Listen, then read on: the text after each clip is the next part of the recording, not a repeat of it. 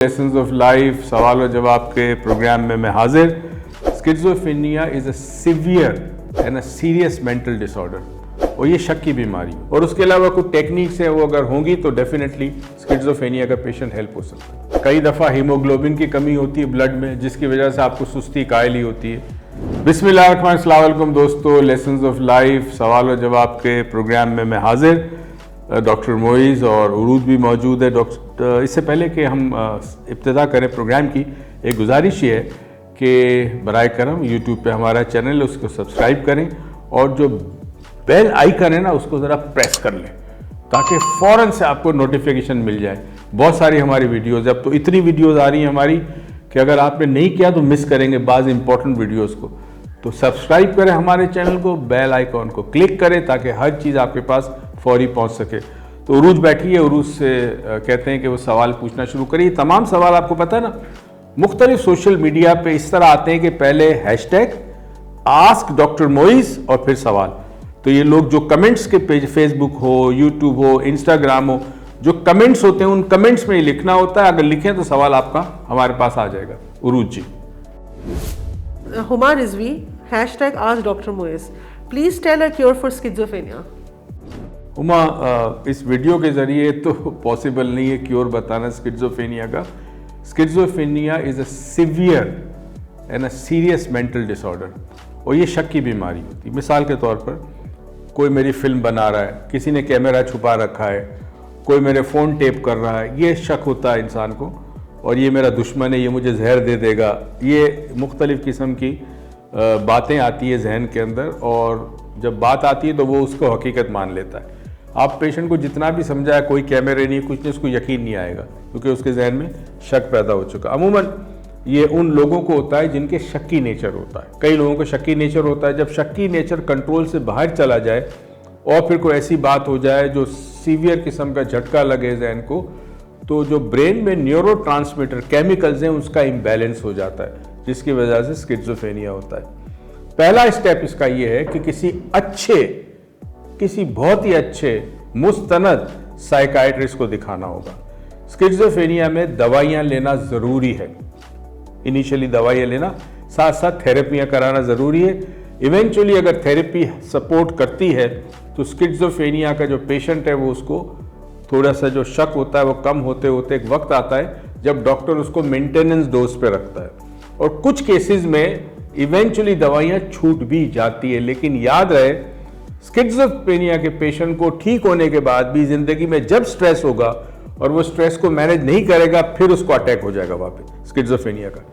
तो उस पेशेंट को एक चीज ये सिखानी है कि जिंदगी में स्ट्रेस तो आएगा। कितने मौके जिंदगी में ऐसे आते हैं जिसमें स्ट्रेस आता है, तो चूंकि स्ट्रेस आएगा तो उसको पहले तो सिखाए स्ट्रेस को मैनेज करना।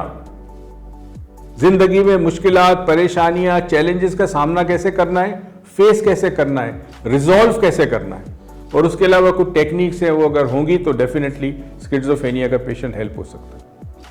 Thank you. Hasan Iftikhar hashtag ask doctor Moiz, for alcohol addiction any subconscious suggestion please, thanks.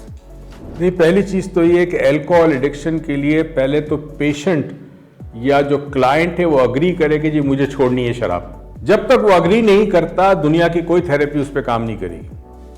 तो अगर वो अग्री करता है कि जी मुझे सपोर्ट करें, मैं तैयार हूं छोड़ने के लिए, तो एक बहुत ज़बरदस्त प्रोग्राम है सिल्वा और उन्होंने इस पर कई रिसर्च भी की है। कई एडिक्शंस कम हो गई है, ख़त्म हो गई है। तो एक तो वो है। दूसरा, उसको रिहेबिलिटेशन में डाला जाता है कुछ महीनों के लिए। जो डिपेंडेंसी होती है अल्कोहल की वो आहिस्ता आहिस्ता कम होना शुरू होती है। तो दो किस्म की डिपेंडेंसी होती है किसी भी ड्रग में, एक केमिकल डिपेंडेंसी, एक psychological dependency. Chemical dependency alcohol की है, वो रिहेबिलिटेशन में कम होती है, प्लस रिहेबिलिटेशन में वो जो साइकोलॉजिकल डिपेंडेंसी है वो भी कम कराते हैं। उसके बाद वो बाहर निकले, सिल्वा करे, कुछ सेशंस करे एनएलपी वगैरह के, 100% अल्कोहलिज्म का प्रॉब्लम सॉल्व हो जाएगा। Thank you. उन्हीं का एक्सटेंशन है सवाल का जो किसी और ने पूछा है, क्या एडिक्शन के अंदर एनवायरनमेंट मैटर करता है? बहुत मैटर करता है।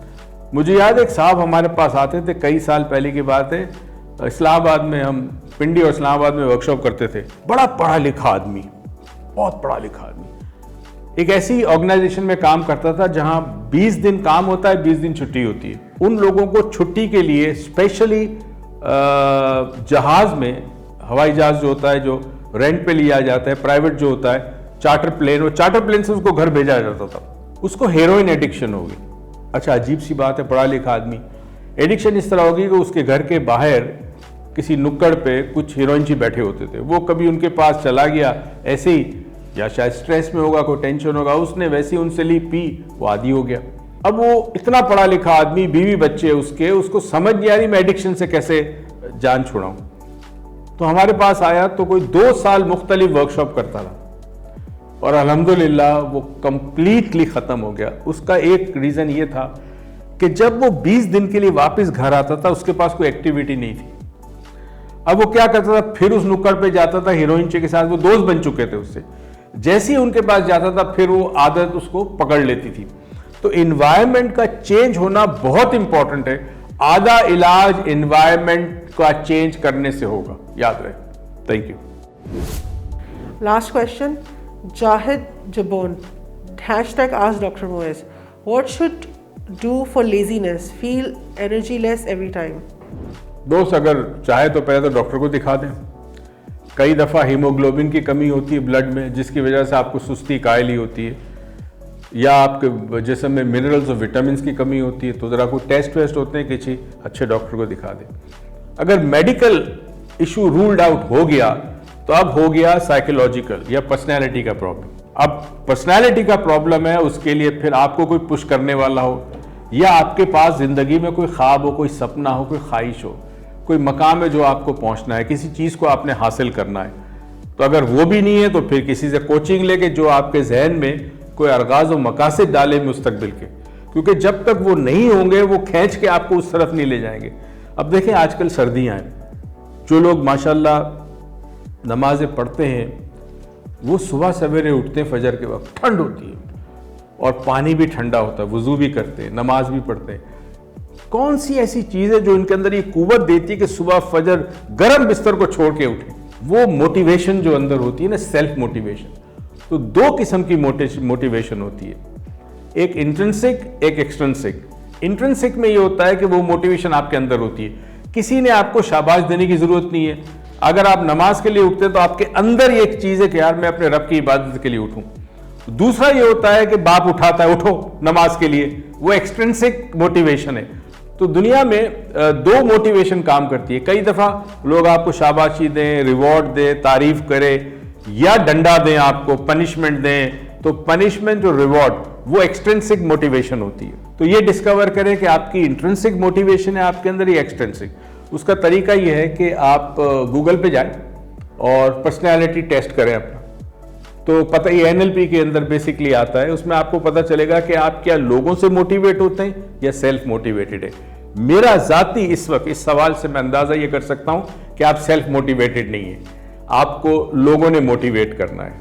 तो अगर कोई दोस्त ऐसा हो जो आपको मोटिवेट कर सके, इंस्पायर कर सके, या ऐसी वीडियोस देखे, बड़ी कमाल की वीडियोस आजकल यूट्यूब पे भी आती है और जगह पे भी आती है जो मोटिवेशनल होती है, जो आपको मोटिवेट करती है, तो may be that will help. Thank you दोस्तों, आज की नशिश इख्तिताम पजीर हुई।